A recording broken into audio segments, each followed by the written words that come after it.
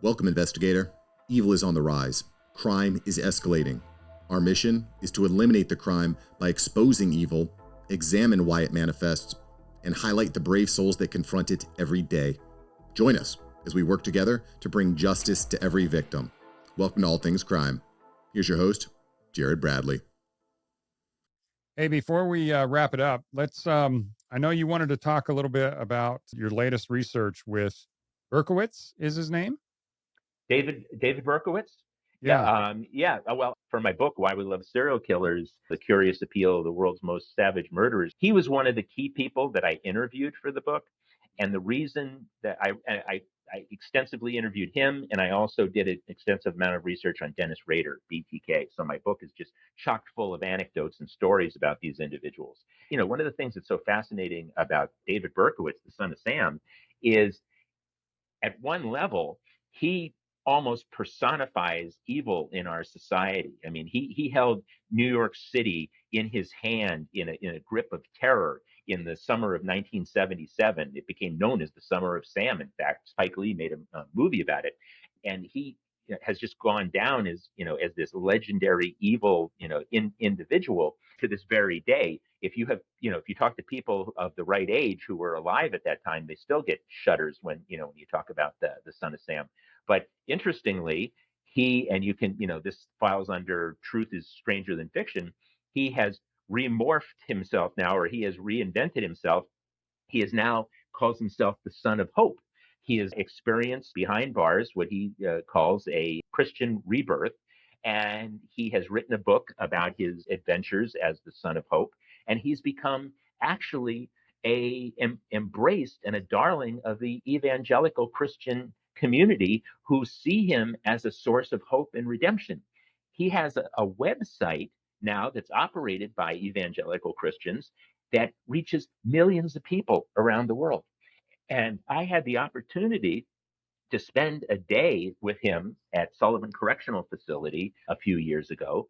And I spent an afternoon with this Son of Hope, formerly Son of Sam. And it was an incredible, absolutely incredible experience, because in many ways, I felt like I was with someone who was not this frightening, diabolical character like we remember from photographs and so forth.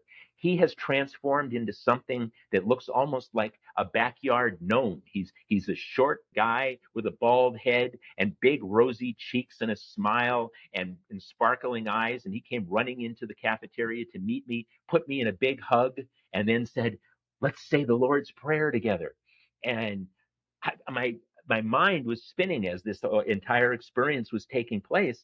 And over the next several hours, he took me on this odyssey, emotional odyssey, where he described his remorse and his contrition and for all the things that he had done, and his desire to do good.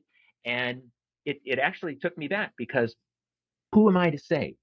I have a PhD, but it's not in Christian rebirth, and transformation. I don't have the tools to evaluate that.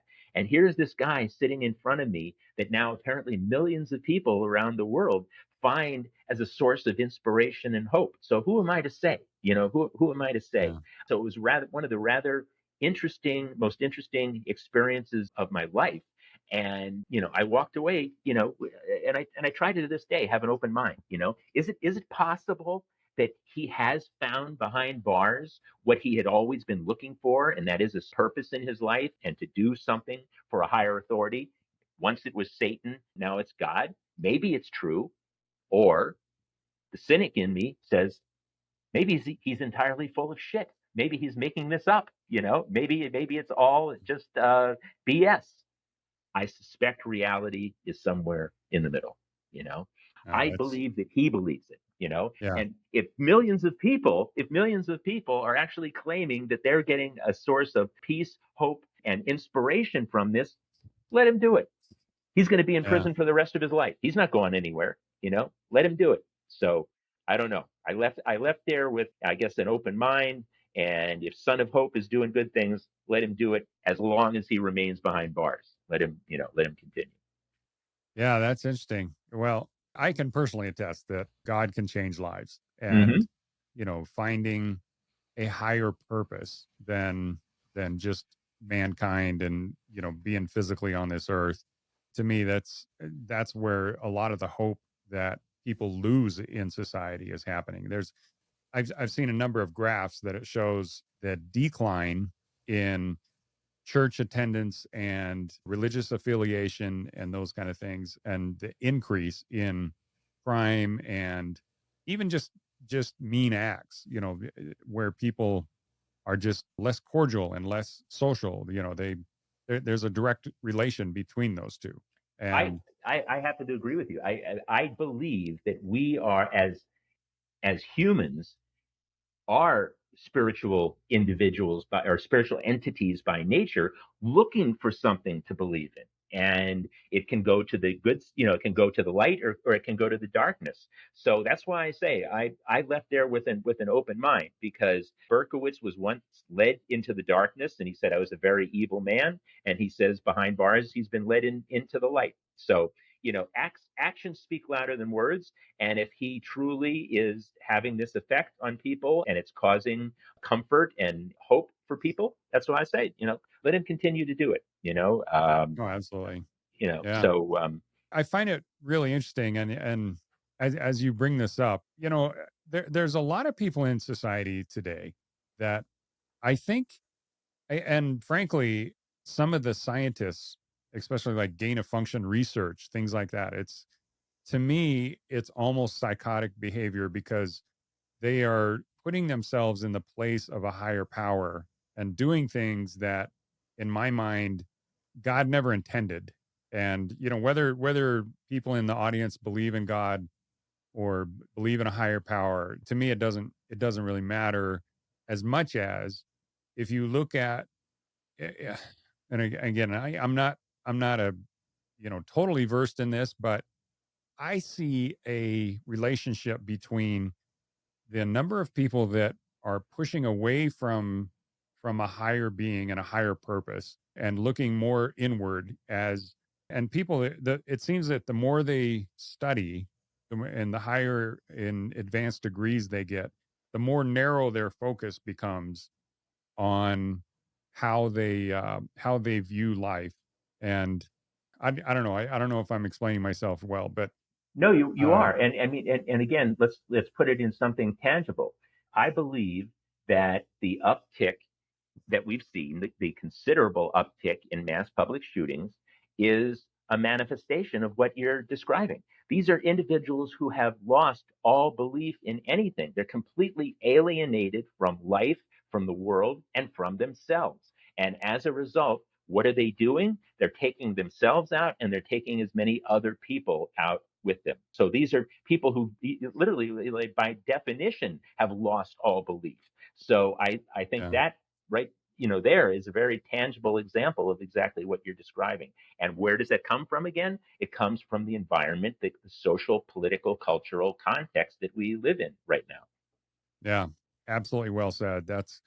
It's one of those things that I think the further people push away a higher being and a higher purpose, and in my opinion, that's God, and which gives this life here on this earth purpose to me.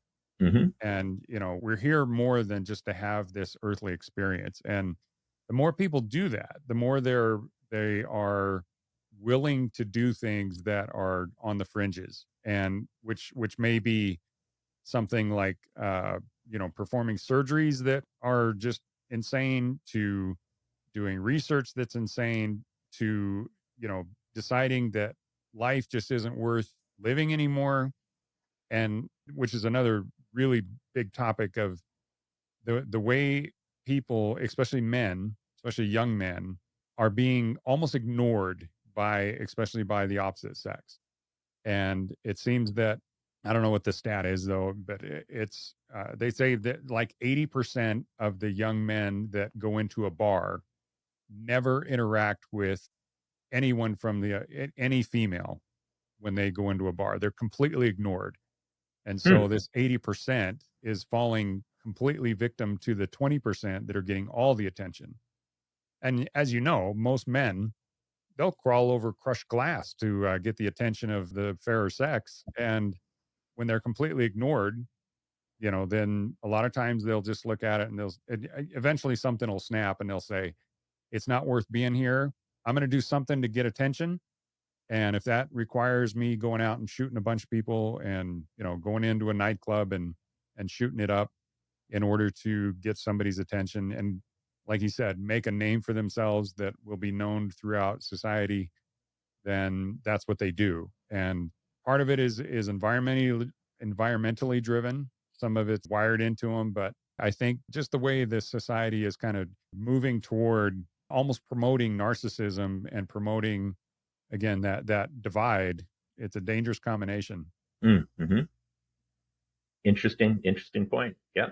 I thought yes, I think that there's so much happening in the sociological world and through a sociological lens that helps to explain what's happening, which is, by the way, I'm a criminologist, but my PhD is in sociology with a concentration in criminology. So I tend to look at things at a macro level as opposed to the sort of the idiosyncratic pathological level of one individual. I look at what's happening in society as general and then try to understand the patterns that emerge from that.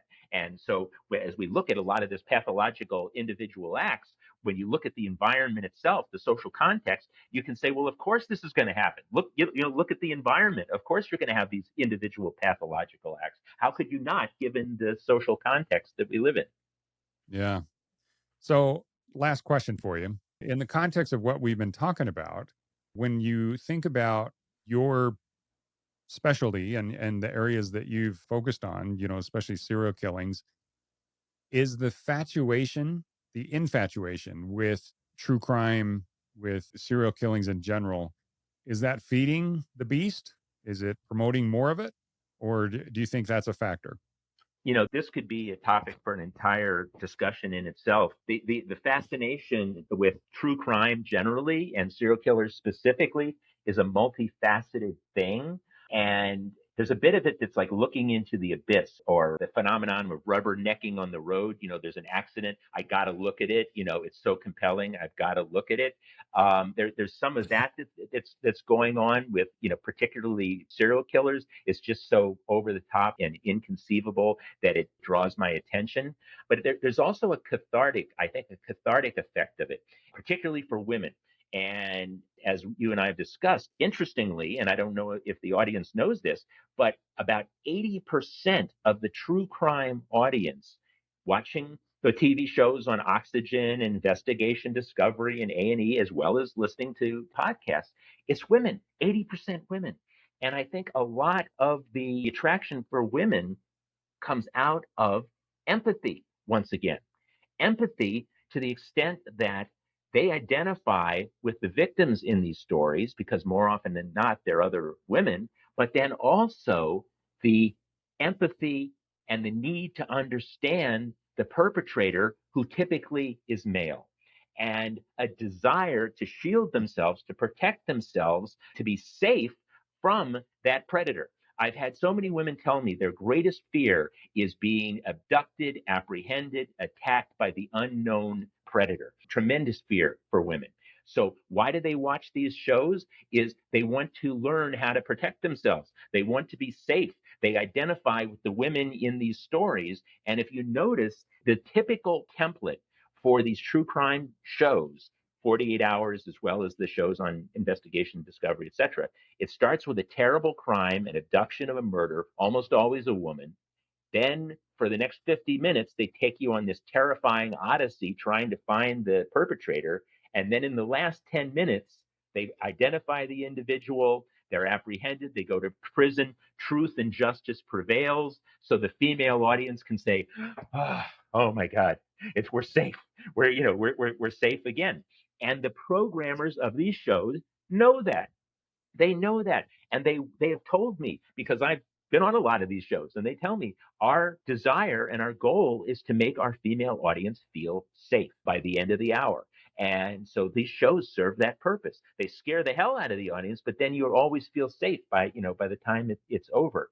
And so the empathy aspect of it, I think, is particularly powerful for women. Who wants to date or marry the next Ted Bundy, right? Nobody does, right? Right. For that matter, who wants to give birth to the next Ted Bundy? Nobody does, right? So women are looking to this to educate themselves and also sort for a catharsis, to an outlet for their fears. I can experience the fear and then I can let it go. And as I mentioned to you, Jared, I just got off the road. I had a one-man show called The Psychology of Serial Killers and Why They Captivate Us that I took around the country, 14 major cities over a 20-night odyssey. And we were in cities like Dallas and Houston and Philadelphia and Chicago. Everywhere I went, the audience was 80% female and it was 80% women. It was almost like girls' night out. And they were there to engage and to exercise these emotions together. It was like a sisterhood. It was like a collective, a sisterhood. And it was just a fascinating experience to look at and to observe the true crime audience real time, and also to get direct feedback on a lot of my ideas and concepts that I've been writing about for a long time. It was just an amazing experience. But 80% women everywhere I went. Wow.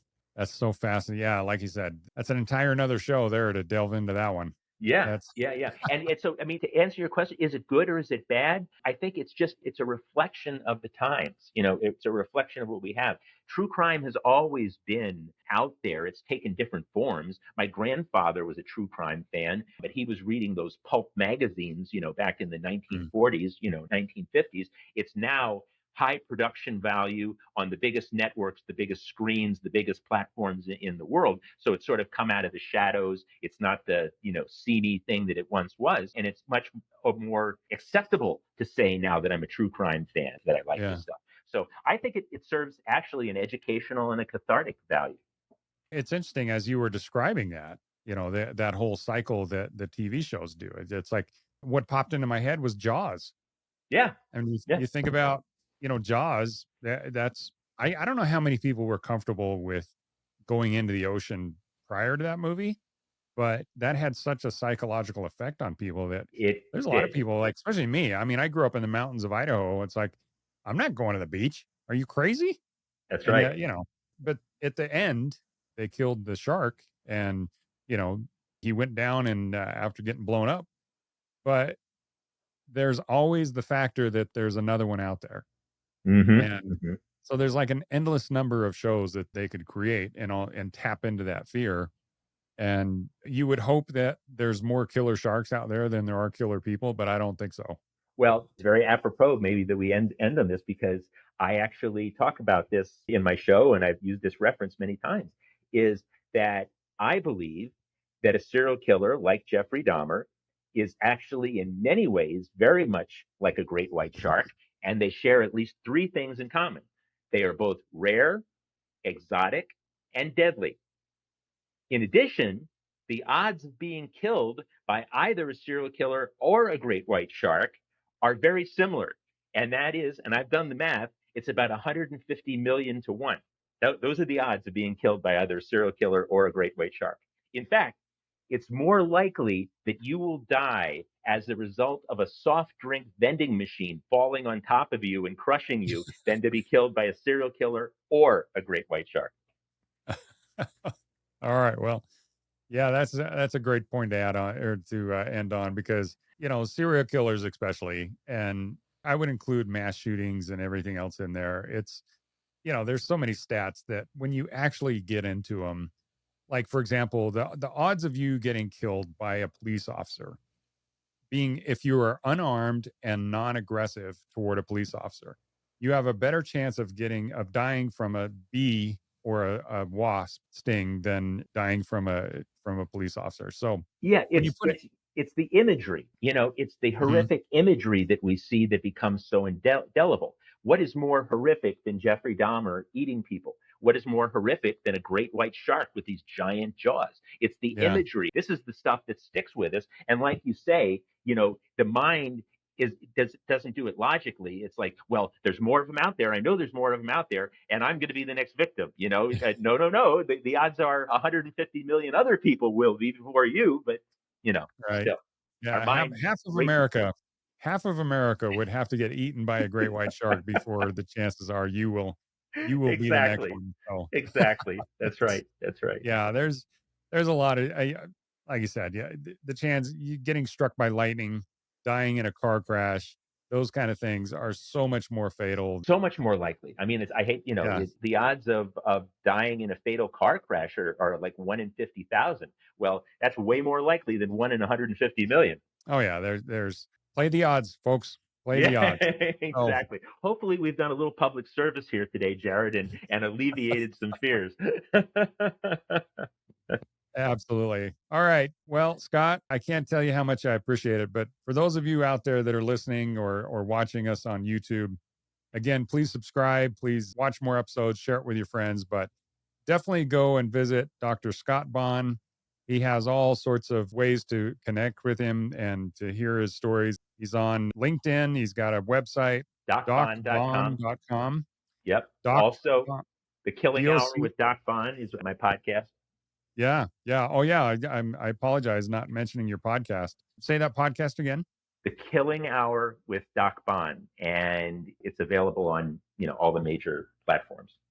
And you release episodes every Wednesday if I read that. Yeah, we've been on a little bit of a hiatus while I was traveling, but yeah, there's a Oh, whole shame on you. What are you doing? there's a whole Get to work, bank of Scott. episodes there, whole bank of episodes on there about in depth, in particular, David Berkowitz and Dennis Rader and my adventures with those two guys, if you will. So yeah, there's lots of episodes to listen to. Oh, that's fantastic. And I definitely recommend these two books. Just sound so interesting. Why We Love Serial Killers, The Curious Appeal of the World's Most Savage Murderers. And this one also, Mass Deception, Moral Panic, and the U.S. War on Iraq. That whole, boy, there's all sorts of things that create, I think that exact same thing is happening right now with Ukraine. Yeah, well, again, we didn't really get into this, but I have a background in the media. I actually spent 22 years of my career, the first years of my professional life in the media world. So I tend to use the media lens and how that affects things, whether it's creating boogeymen out of serial killers or the, rationale for war or, whatever. The media is a powerful tool. Back to technology again. Media is neither good or bad, but it can be used for either good or bad purposes. Oh, but the people that are pushing it behind, pushing the fear behind, especially news and the stuff like that is just. Yeah, no, absolutely. I couldn't agree with you more. I think they would be classic psychotics.